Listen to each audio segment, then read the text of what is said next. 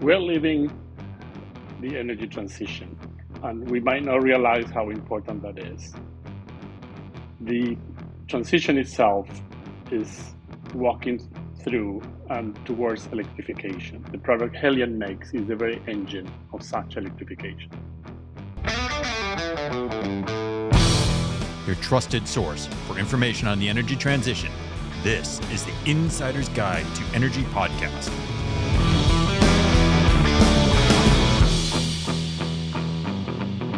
Martin, it's great to have you on the show and get into this discussion. For a lot of our listeners, they may not understand the depths and the nuances within solar modules. In fact, I think many people think of it as increasingly a commodity. What are people listening missing if they're thinking about solar PV as a commodity? The volume that is being installed makes us think that it is really massified and it is a commodity. But within commodities, there are specialty products and there are niches that require higher attention, higher efficiency, innovation. Um, it's not different than any other product, right? You might use butter every day, but there's some butter that is different than others, and it might be organic, it might be salted, it might be, I don't know, made out of goat milk for the lactose intolerant. So any product that you use on a daily basis is at the end a commodity because you just purchased it, and it could be special or not. In solar, the product we make, which is what transforms the light into electricity, um, has to be out there for 25, 30, 35 years. So it is a bit special if you want the reliability and the quality of the product within it so that it lasts that long. I guess as we talk about that, and Jeff alludes a little bit to commodity, and I get there's some differences. It would help me to maybe baseline, what does a watt of energy cost if I buy a solar panel, or how much is it a watt? Is that how people judge solar panels generally? Yes, it does. It all depends who's the buyer and how many you're buying, right? If you go to a Home Depot or any of those sort of box stores to buy one for your picnic or your RV or your tent, you may pay 10 times what or more of what a company that buys tens of thousands for a large solar installation. So we make and sell them by the tens of thousands. So in that type of volume, the price on a per watt basis, we're talking about cents, less than 50 cents. In some cases, less than 30 cents per watt. And a panel, is over 500. So you end up paying $200 for a module, $250. But if you go and buy one again at a retail store, you might pay 1,000. So it's much more than that. And so I guess the thing that's so unique and exciting talking with you today is your North American production, right? So much of the news talks about China inundating our market and bringing solar panels in and low cost. And then we have this IRA and a bunch of policy to get onshore production. So the one thing that was really intriguing when you came up on our radar to talk today was that you're producing these onshore.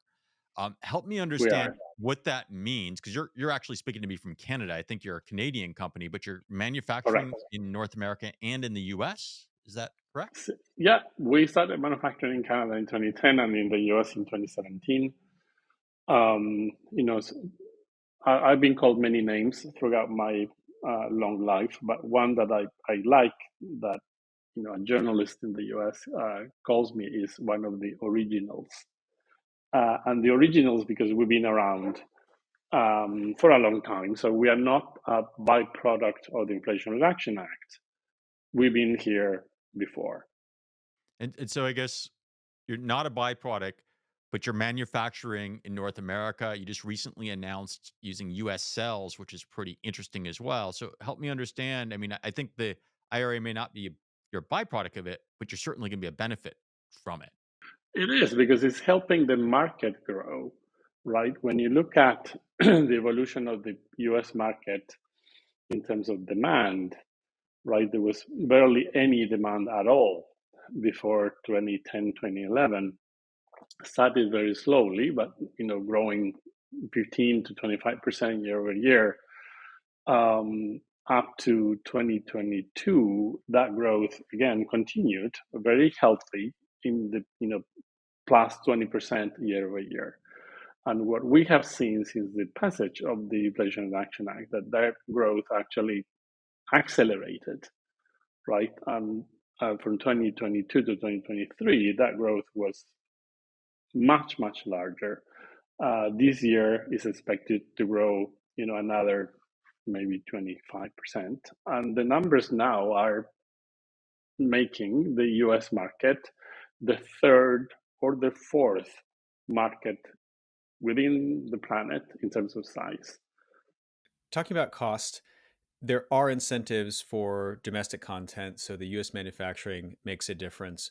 But I'm hearing that international modules are sometimes maybe half the costs. It's a big delta on a dollar per watt basis. Does the math work? Does the domestic content adder actually make up for the cheaper international modules? It is like buying a pair of shoes. You need to find the one that fits your foot, right? So this is no different. It will work for some, it will not for others, because it's not just the module. So to achieve domestic content and be able to claim the 10% extra investment tax credit, you need to have several things. So one is related to the cost that you were referring to. So the overall is not just the solar module, right? So the entire capital expenditure of your investment has to contain more than 40% of cost coming from products made in the US, produced in the US with the US components. That's cost. But then you have to also have all of the steel in that installation made in the US, poured in the US. And you have to pay on your labor above a certain threshold that is county related and is called prevailing wage. So you have to pay above prevailing wage, at or above prevailing wage. You need all three. So while the cost might work, you might not have the steel. You might be paying less on your labor. So you need all three. It's not either or, it's all three. That's why for some people will work, for some people will not. So what it ends up being is a sort of a calculator where you have all of the hardware that the project requires. And if you achieve with all of it over 40%, which is the threshold that is required now, and that threshold continues to increase year over year, and it will be 55%, the requirement. That threshold will be 55% in 2026 and beyond. So you need the module to be a part of that and everything else with it. Quick follow-up on that. In terms of the shoes that fit the foot, are the feet walking around, are more than half of them, you think, choosing the domestic content pathway, or where's the balance shifting? It's project specific, right? So we have basically 40, 50 clients that have been our clients for, in some cases, 14 years, and in the majority, 5, 6, 7 years. And these clients will have some projects that fit and some that do not. So it is project specific because, for example, projects have a certain amount of time to be built, and you need to have them connected by a certain point in time. So let's pick one thing. If you cannot find a transformer, or that the transformer that you can find is going to take 18 months to show up, which is probable, of the domestic transformers, then you resource to an imported transformer, and that might kill your calculation for the domestic content. And that client might be one that 9 out of 10 installations are domestic, but the one where they miss original transformer on time, that will not. So it is not only client specific. So the foot is not the client, the foot is the project. Now you're making significant investment in U.S. plant. So you're making a bet that this game changes. Is there going to be economies of scale to even that out, or is the domestic production going to always be there? What's the long term bet that you're thinking? What changes in the future? Well, we're always asked, and we've been asked every time we make an announcement that really the announcement is we're doing this. We don't make announcements for the sake of announcements. I'm always asked, meaning why a small-ish company out of the middle of nowhere continues to grow in a market that is so competitive when so many others have tried and died trying. And what I always say is that we're very cautious in the growth that you're referring to. We don't bite something we cannot chew, because if you bite something that is larger, you choke. So to your question, we serve a portion of the market that values what we have to offer. So we don't compete just on product price. Because if you do that, then coming back to the first question in the conversation, you're making a commodity. And that then you'll be competing face to face with imports just on price. So I love the dimensions of price in solar. There's dollar per watt, but there's also LCOE, the levelized cost of electricity, which is how much you get out. You hinted at that a little bit in terms of quality. One of the other things I'm starting to hear more about is bifacial modules. What does that trend look like from your perspective? Maybe first just do a quick explanation of what bifacials are and where you see that on the trend line from the last 10 years. So, when you look at the last 30 years in solar, right? Solar cells are a slice of crystal, very thin, 150 microns, that is chemically transformed so that that crystal, when receives light, that photon, that light that gets in, kicks an electron inside of that crystal. The electron moves and is captured on the surface by, let's call it a cable, right? It's very thin, it's micrometric, but let's call it a cable, and it's taken out. So that's the electricity that will come out through the cable that is behind the solar module. Historically, and again, this is common sense, the light that hits the panel creates these electrons. The electrons are taken out. The light hits the front of the panel, as it would hit your face if you are outside sunbathing. Same thing. So that is what historically has been what a solar cell inside a solar panel does. Around 2013, 14, some companies started making solar cells that actually can capture light in the front and also on the back. And there are different cells, different technologies based on different wafers, the crystal. They're called by their type, and some can absorb more light in the back than others. But basically, if you can absorb, let's say, 100% of the light in the front, the back will be a percentage of that, 70 to 80%. Some heterojunction, which is a particular type, will be over 80%. So basically, these cells can capture light both on the front and on the back. It won't capture any light in the back if that solar module is against a roof or against a wall, because that the back will be, let's call it, blind.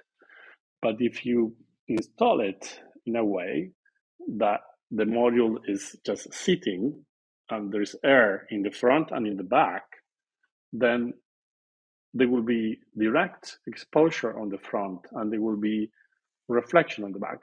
And that is an effect, it's called albedo, that actually, depending on the site, you will get, from nothing to 35% extra power as being captured from the back of the module. So that is what is called bifaciality, because the cell has two faces and the module will have two faces. So this is a technology that has, I would say, been available industrially and installed around the world. Started slightly in 2018. We started manufacturing this in 2019.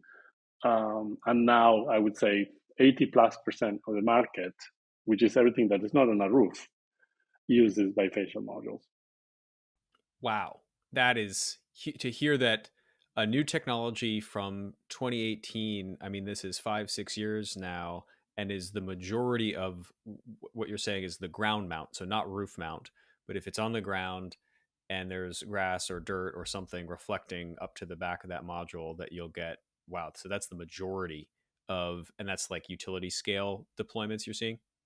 Anything that is ground mount nowadays is bifacial. There is no reason not to, right? And this is the speed. Again, some people might be more familiar because we all have one close to our hands on what the cell phone technology has been. And again, I'm old enough to remember the first cell phones back in the early 1990s.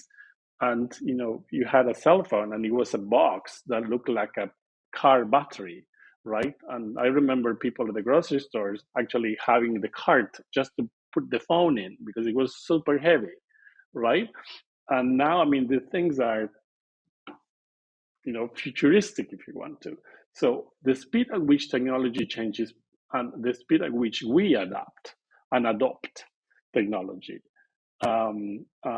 is mind-bending. So, things like this, I'm referring to the bifaciality now, not the phone, do bring advancement and bring that, levelized cost of electricity that you're referring to lower and lower, to the point that in most places in the world, power generation with solar is cheaper than any other technology, particularly because the fuel is free. So I guess when we're talking about advancements, the one thing that kind of comes to my attention, if we're looking at 2030 goals or the solar plus decade or whatever the agenda that someone might have, we have a whole lot of solar to install over the next few years to get there. And every ounce of energy you can get out of a solar panel is less that you need to produce and making more likely to get there. So do you see technology evolving where we get greater percentage of what we can out of a solar panel's efficiency? And have we It's seen gains happening. there? Yeah. Are we 28% these days, or where are we at these days with these kind of efficiencies? So industrial volumes right now of what is called PERC, PERC, which is the type of cell where I was referring to types earlier, the type of cell that has been 90+%, maybe even 95% of the market in the last few years, is around 22.5% conversion, right? So I'm a metric person. I never understood and will never understand imperial measures, but a 2 square meter, which is, let's say, the size of a door that you have in your house in between your rooms, a module that was 2 square meters back in 2010 was 270 or 275 watts. A module of that size today will be 100% more. It's 540, 550 watts today. So that is the evolution that has happened in the last 13, 14 years, an increase in efficiency on a per square foot basis of 100%. That has happened.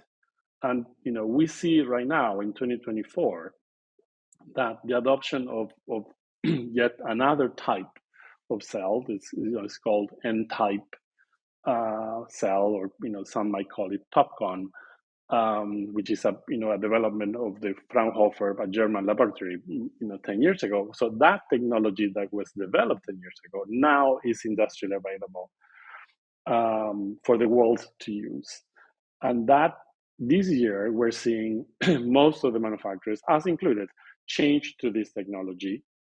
And that is a 7-8% gap change forward, acceleration on efficiency. So that 540 watt module in a 2 square meter that I was referring to will be a 580. So from 540 to 580 in the same space. So, and that is happening right now, right? So these things happen every 6 months. There will be a change. And does that change your production line? So a change for the better. That sounds very promising, but you're just putting a production line in for 2024 or whatever. How does that evolution take place for a manufacturer for solar panels? So some things are easier to put together than others. The TOPCon cells have more. I was referring to earlier that the cells will have these avenues, cables, micrometric lines that will capture the electrons and take them out. The PERC cell has 10 or 11 of those. The TOPCon cells has 18 of those, or 16 of those. So you need to adapt, you need to change, you need to invest in your equipment so that you can use the new technology. Speaking of new technology, and great shout out to Fraunhofer. I actually worked at Fraunhofer USA for many years, and it's great to hear stories about early stage technology that is researched and then commercialized and put into practice. That's a great story. What other technologies do you see coming into the market over maybe the next 5 or 10 years? We hear a lot about Perovskites. How do you see that on the horizon? We have been hearing about Perovskites for a while, right? And again, it is for sure the next and upcoming gap change for the better, right? How fast that those, how can we call it, layers or coatings of nano coatings of